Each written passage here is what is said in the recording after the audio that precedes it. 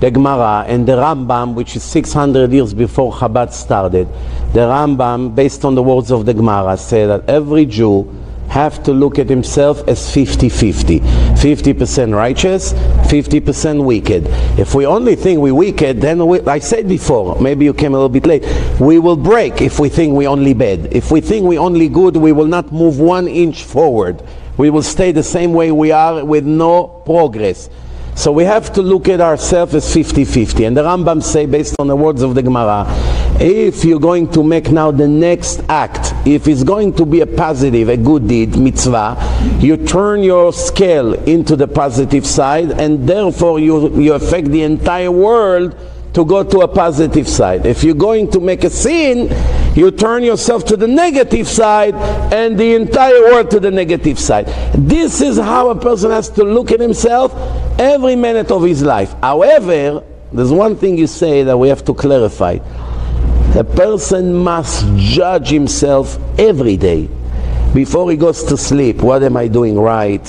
What am I doing wrong? To analyze his ideology, to check how he can fix his personality, how can he improve his traits, how can he improve his modesty or her modesty, generosity, how to get rid of the pride and the ego and the anger and the desire for food and money and materialistic lifestyle and hundreds of other things. If a person does not judge himself, no one will.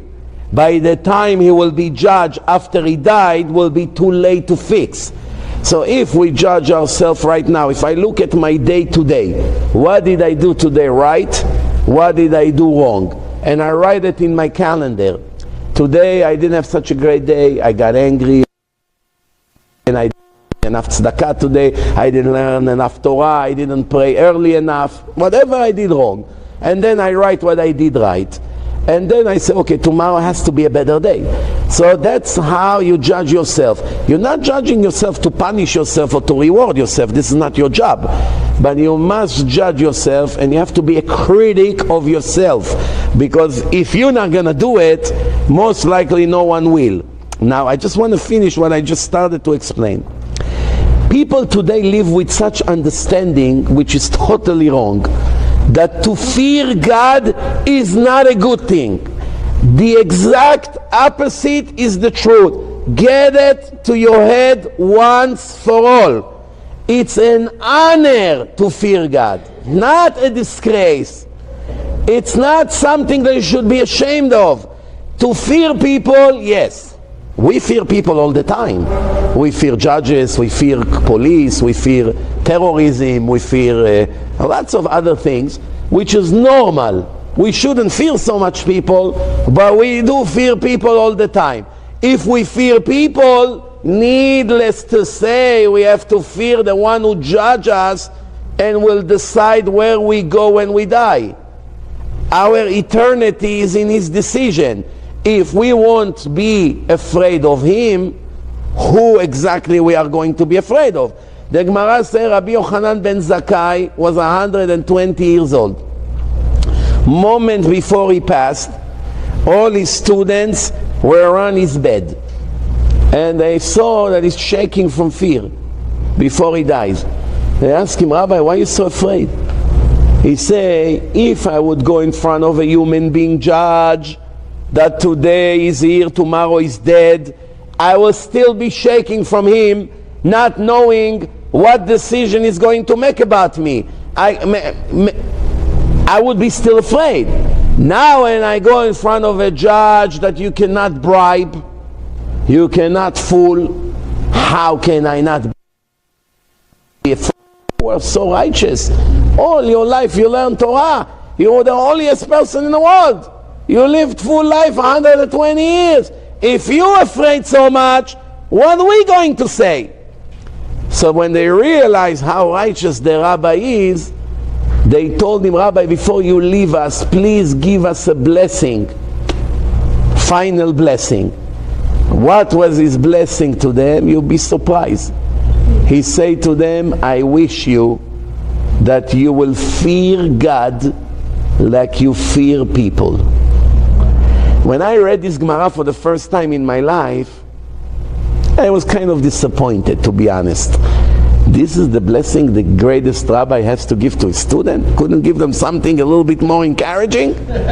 So I said, what kind of a blessing is this? Until one time, when I was driving home, 2 a.m., if you know the way from Queens to Muncie, it's all jungle, no lights, very dark. Usually at 2 a.m. there's no cars on the road, but there is plenty of snakes hiding. The patrol inside the bushes, everywhere they can, they hide. Right away, siren, 2 a.m. Dying to get home already. Pull over. Oh. Do you know how fast you went? The heart begins to go very fast, much faster than the car. Then driver's license, registration, now you know it's Jersey, they're very tough over there. Who knows if he's going to let me even drive home? We never know with them, these people. Your hands shakes. I started to feel my hands is shaking to the point that I cannot even take the registration out of the drawer. When it's all over, I had to sit for a few minutes to relax. This Gemara came to my head. Says, shame on me. Look, I'm afraid of this policeman. My hands were shaking like this. I almost got a heart attack. When the siren went on, it surprised you. All of a sudden you see all these circles around you, 4th of July, lots of colors. Then when you relax, okay, I lose a few $100, not the end of the world. But what happened? Then I remember this Gemara saying, well, you know what? Now I understand the rabbi. Imagine if when we make a sin, we would feel like this. The heartbeat, shaking, oh my God, what did I do? Then we will never make another sin. Why we make a sin 2 minutes later? Because the first sin did not shake us. Very simple. If the first sin shocked you, you will never dare to repeat it. The fact that it went smoothly, that means it doesn't bother you. You don't have Yirat Shamayim. Simple.